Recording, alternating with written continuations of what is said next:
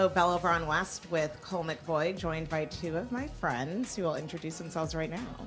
Hi, I'm Khalilah Beavers, Creative Director for Carmelo Anthony and founder of From Creatives.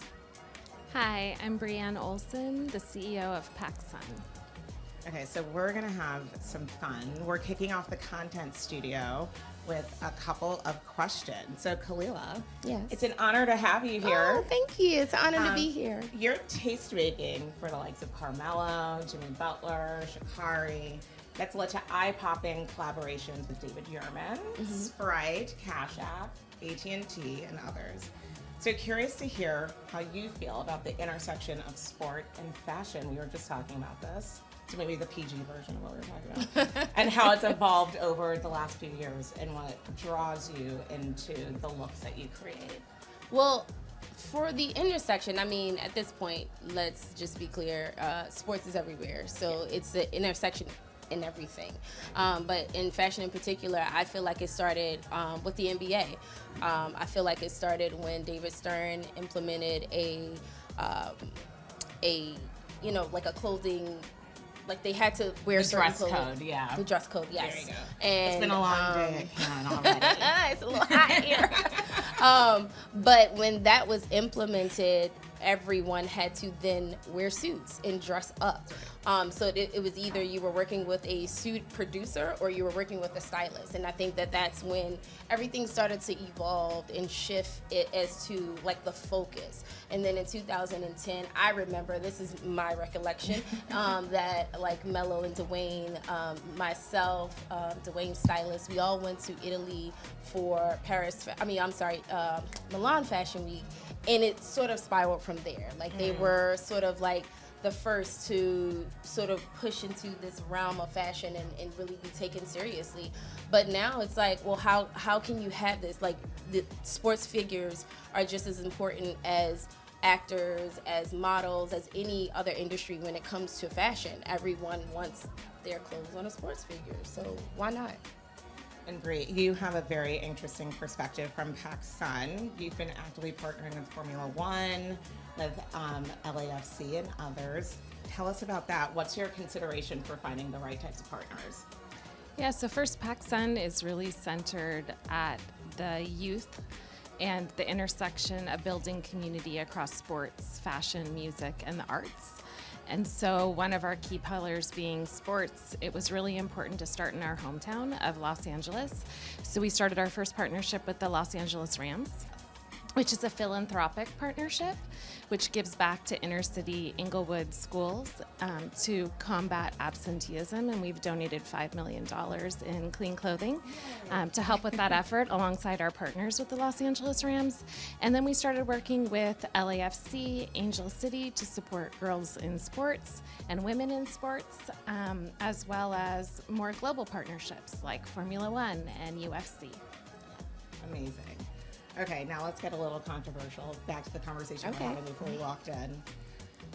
Who would you give style props to? Current people not allowed. Who would you give style props to in the sports space right now? Who's really setting the trend, do you think? Oh, you're saying current people, like I cannot say Carmelo Anthony. You cannot say the people that you are actively dressing. That you are responsible for outside of your responsibility. Okay. I always appreciate Dwayne's style. I know I just mentioned him earlier, but I tell him this every time I see him, that I love his style. Who else? I had, I thought about a list before, but I can't remember. I can't remember now. There's a couple. Come back to me. I will come back to you. Brie, I'd love to hear from you. Who's killing it in the style game and in sports right now? I've always admired Lewis Hamilton's style from Formula One. Yes. I think he has such tremendous style, and he really is the epitome of fashion and sport. On the Angel City team, Sydney is got amazing style, very energetic, so I think she would be another one that I would spotlight. You just thought of someone. Yes. You just thought of someone. Yes. And Chris Paul is always great. He always looks amazing. But also I like what Breonna Stewart, and oh my gosh, what is her name? She's also in Hall of Fame this year with Mello.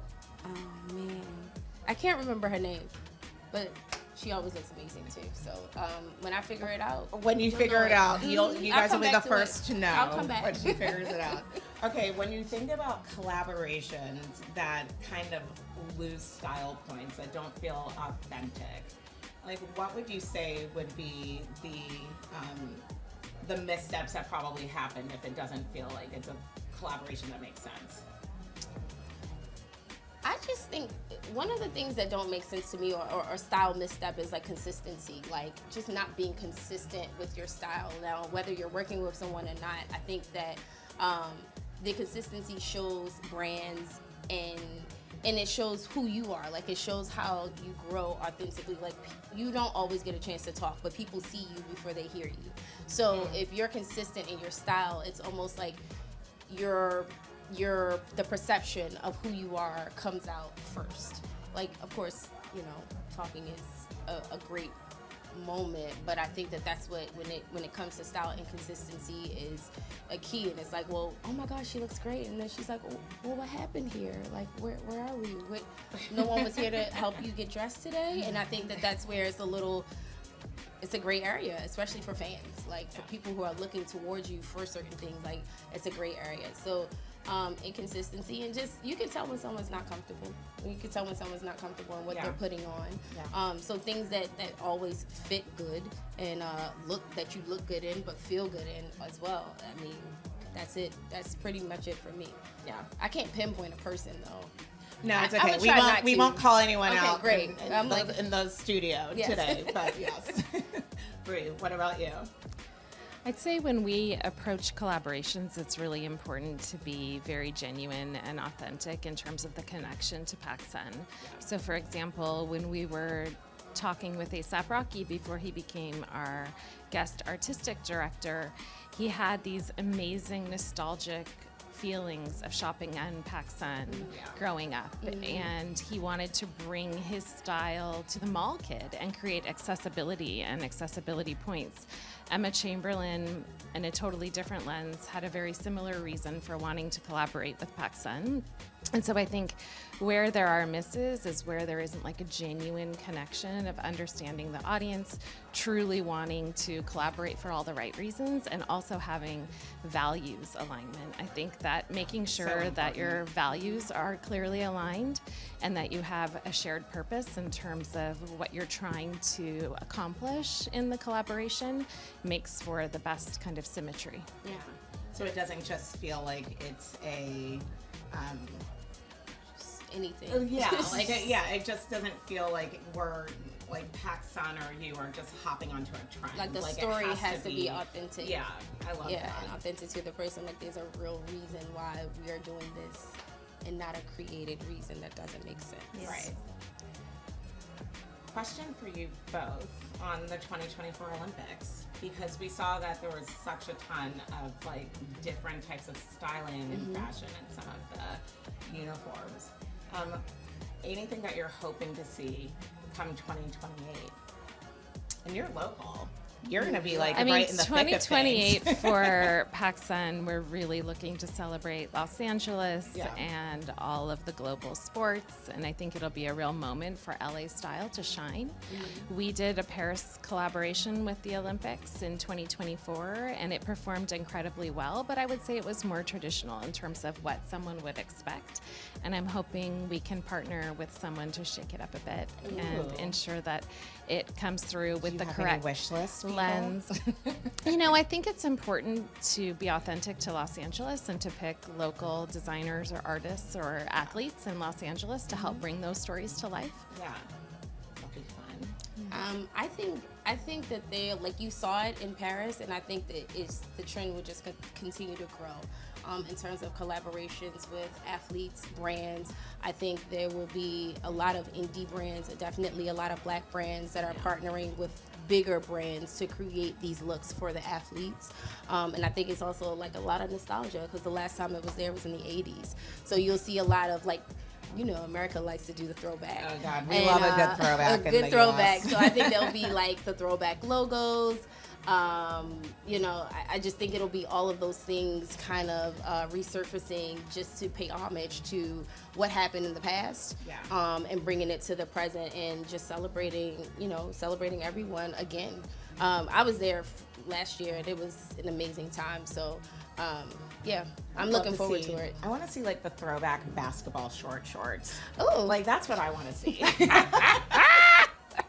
Bring that back. I don't Bring that think back. they're coming back. Like they may that put back them in up LA on the wall. 2028. Okay, Hilarious. last question for you. And thank you again. This was so much fun. Any collaborations that you want to manifest? Yeah, I mean, I think that. Well, I'm in fashion, so it's more like a given for me to just be like, oh yeah, I want clothes. And clothing can always be a moment for me, but I think it's like we talked about earlier, like the authentic sort of a way to bring the story full circle. And it's like, you know, I would love to do something with PacSun, but who the focus is. The focus is early, you know, young adults, teens. I have 5. So, you know, like, what does that look like? You know, if it's me and my son who's 14, like, how does that work? Or I have, you know, kids who are in their early 20s. So it's like, how does the story get told? And what is the story, even though I'm an older woman who's, like, in her 40s, but my style is this? And how can style shape, like, you don't have to be in 22 to wear a PacSun. You can definitely be 40 and wear PacSun as long as you wear things that are great for your body type, and what you feel comfortable in. I think that's the story. Bree knows that I have a lot of PacSun in my closet. Yeah. So yeah, it's definitely that. Yeah. And then things that are like, you know, styling adjacent. I worked with Hulkin for the Met Ball this past year, and I was like, this thing is great. The Hulkin bag. The bag, yeah. I just wanted to keep going because I can't live without it now. It's amazing. Yeah. I need them to make a suitcase that you can put on the plane that has the same concept. Yeah. Well, PacSun would love to partner with you as well. And I think generational storytelling and finding different ways to co-create with our community is at the heart of what PacSun is all about. Yeah.